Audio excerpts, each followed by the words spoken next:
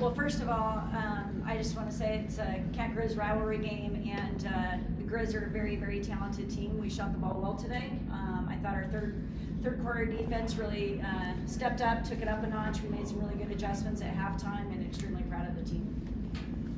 How happy were you guys to finally play this game after it was pushed back a couple times? We were all super excited, and I think we all brought that energy right away in the beginning too, because we all know how big this game is for everyone. And I think that since it got pushed back, it kind of built the anticipation up even more, so we're even more ready to go. Yeah, just going off of what she said, it was exciting, especially for us upperclassmen, to see them get to experience it for the first time, and just having the energy and our fans and supporters, just hearing them be so loud. It brought us motivation and excitement to play the Grizz again. Yeah, you had steals on the first two possessions. I mean, how much of a, Kickstarter was that for you guys? How important was that? It was really good. Coach Ben and the rest of the staff, we like to focus on the defense. Obviously, getting stops on the defensive end is what's going to win us games, and so we always try to focus on that first, and then offense comes from that. Darian, Montana's coach just left here, and he closed on a note of, he kind of admitted that they just don't have a very deep team right now, and he gave credit to you guys for kind of being the opposite of that. In what ways did you think your depth really showed tonight? You can put 1 through 13 kids in, and they're going to bring the exact same energy, whether they're starting or not. I just feel like we have a very consistent team that we can all hold each other accountable. We all are on top of each other every day in practice, and it shows during games. The way we communicate, how hard we work, just protecting one another, and especially during these games, I think that it shows, just like what you said. So yeah. We talked a week ago after beating Idaho. You're faced with 4 games in 7 days. You figured it's going to be a really good test of kind of the toughness of this team. You went 4-0 in these games. What do you think that says about the group? A lot. We're resilient. We are hungry, to say the least, and we're really excited.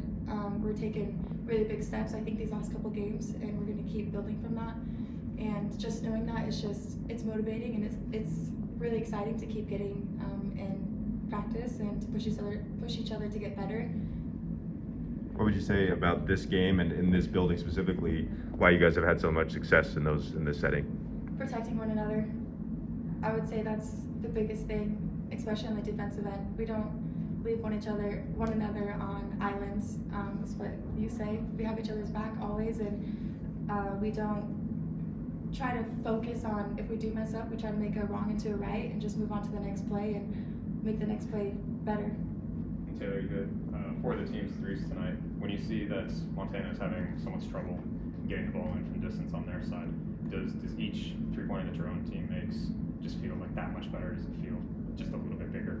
Yeah, it does. It definitely builds our momentum too. I think we get the most excited, especially the bench, when we hit a 3, and that just keeps us rolling, and then we're shot ready and confident in the next one that one's going into, and then it just snowballs from there. Does the win against Montana, of course, a rivalry game, kind of cap this 4 games in 7 days? Does that make it just a little bit sweeter? Yeah, it does. I think we kind of had a rough preseason, and these last 4 games after coming out of quarantine protocols and everything shows how much, how resilient we are and how much we've been able to build back and work through our ups and downs.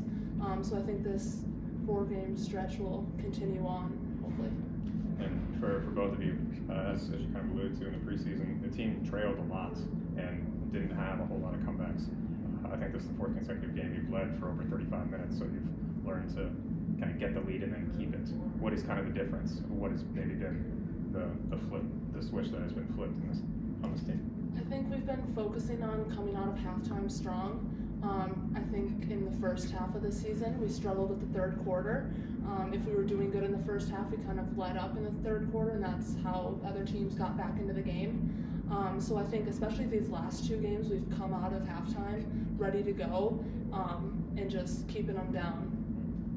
Okay. And going off of that, yeah, just what Tay said, just coming out in the 3rd quarter and just focusing on the things that the coaches ask for, and starting off with ball pressure and just getting a lot of stops.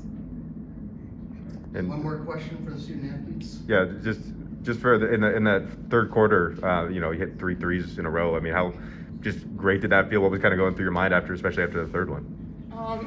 I was feeling good. I was like, I just wanted to keep shooting. After the first one goes in, you're kind of like, okay, this is how it's gonna go, and so then that just builds my confidence up even more. That I just feel ready to go and shot ready, even if they are closing out hard. And Taylor matched a career high tonight too. Heck, yeah, she did. How nice. 14. There's All right, you guys.